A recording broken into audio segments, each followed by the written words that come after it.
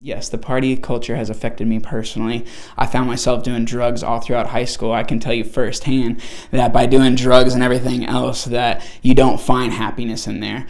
They're getting together and trying to have fun, but they've been lied to. What I know now is that I was seeking more fun. It was the next drink. It was the next whatever the rush was. There was an emptiness there. At the end of the night, you went home and there was no good that came of it.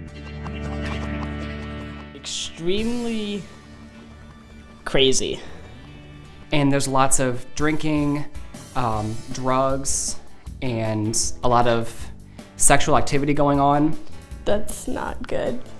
Not enough conversation between people. I describe the party culture as people that are hungry for attention, people that long for friends, that long for companionship, and they find it together in sin. They've been lied to and they've been told that what it takes to have fun is to get drunk, is to do drugs, is to hook up with guys and girls, and that's what's going to fulfill you and that's what's going to make you happy. And they get together and they do these things and they make very bad choices, and more likely than not lead to very bad consequences for everybody involved. I see friends, people I don't even know, strangers, and even family members affected in a horrible way by this party culture, where they think that everything revolves around partying and being invited to the parties and doing what the parties involve. And it's really sad to see some of your friends go down that path. But at the same time, you've got to know you can't join them. You've got to pull them away. It's hard to tell your friends no, to just say, I'm not going to that, like that's not my scene. Every day waking up, you understand, I got to stay away from it. I live next door to a bunch of college kids, and I hear music going every night and dumb stuff happening. It's a negative influence on everybody's lives. There's been no positives that I know that have come out of it. The media portrays inherently sinful activity as glorious, fun, exciting. You have the movies which show different like alcohol, drugs. It's all sexual, it's all really immoral and wrong. The media is bombarding us with this message that sex will make you happy and that it will fulfill you and that it feels good and that's fun and that you're supposed to do it, it's healthy to do it. And then you lower people's inhibitions by pumping them full of alcohol and drugs, and before you know it, they're hooking up with each other and harming each other very badly. Oftentimes, of course, there's the physical consequences of diseases, pregnancy, things like that, but more than that, people's hearts are getting broken. People are falling apart emotionally.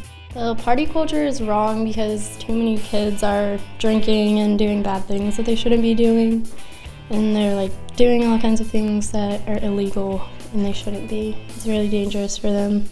Police are called and it's a big hassle. They do stupid things, and stupid things have consequences. When we talk about partying with drinking and drug use and sexual immorality, it's not just an issue of, well, if I'm old enough, it's okay. For anyone, these things are destructive. Drinking isn't bad, but drinking in excess, whether you're of age or underage, is a problem. Sex is amazing, it's wonderful within the context of marriage where it was intended.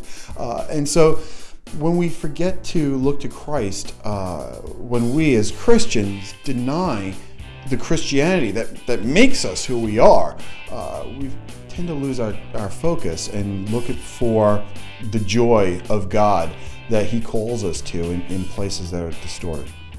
It wasn't until my freshman year of college that I actually realized that Jesus Christ loved me, and I was able to fall into His arms instead of sitting there under the pipe. It's only with the deeper things in life, the truly moral goods, that there's fulfillment found. When really the only thing that's going to fulfill the love that they're looking for is the Lord, is Jesus Christ.